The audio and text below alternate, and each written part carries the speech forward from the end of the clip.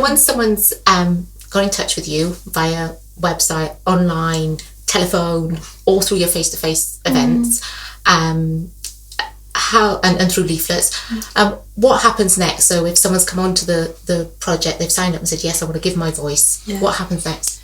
I think that's a really important question, and I think that there's so much scope around it because of the co-production element to this project. Is really we could end up with something that we totally weren't expecting, which is quite nice. But the main sort of aim is through a process of co-production, working with the community and civic partners together as a group.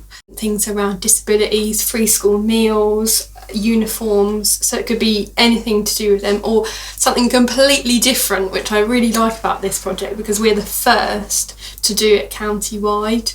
And I think that's really special that we're able to give voice to people across the county. So what are your expectations, Gemma, from the project?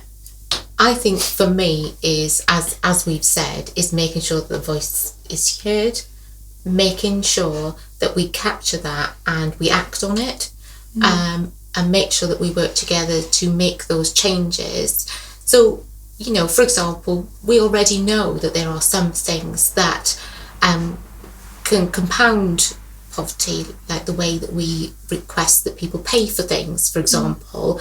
Sometimes that can be really tricky for people who are, you know, on low incomes or living in poverty, because, you know, the way that they receive their wages or maybe receive benefits don't always align to how we as systems want payment for some of those services, i.e. direct debit as opposed to cash. You know, that can sometimes make it very difficult. So we know that that's something that's come up in the past, and that's something that we can all look at as system partners, say, how can we change that? How can we make that easier for people if they need to pay for goods or services that, you know, currently only request direct debit? Can we make that easier? So that just gives an example that might be a small thing, but actually it could be really, really meaningful, or there could be some really big things that come out of this, but all of it will have an impact. So probably like yourself, I'm really interested to see what comes out, and then looking to see what changes we can make and how we make those changes and work together on it. So some of those changes will be quick. Some of those changes will take a little bit of time, but as long as we all know that we're working towards it, I think that's the important thing. So I think, just as you say, having a county-wide project, getting people's voices, making sure they're heard, and making sure that we make the changes based on what we hear is really important.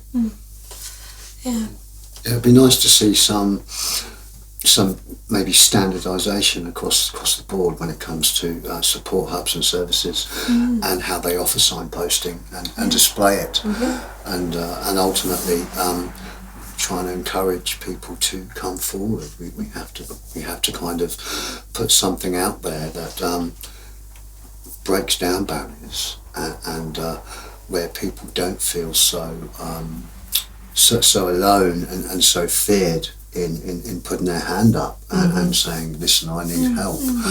And I think once we've got that right, okay, then the standardisation with signposting and everything else will come into its own. It's exciting to think that we might have a small part in changing that. Or a big part. Or a big part. Thank you very much for both of you for being here today. I think that I've learnt so much from our conversation. I think that it's really powerful to listen to everybody that is in the project so far, and how we are looking each to move forward with things. I think that we've got some really great ideas. So thank you. Great. Well, thank you. Thanks, Elise. Thank you.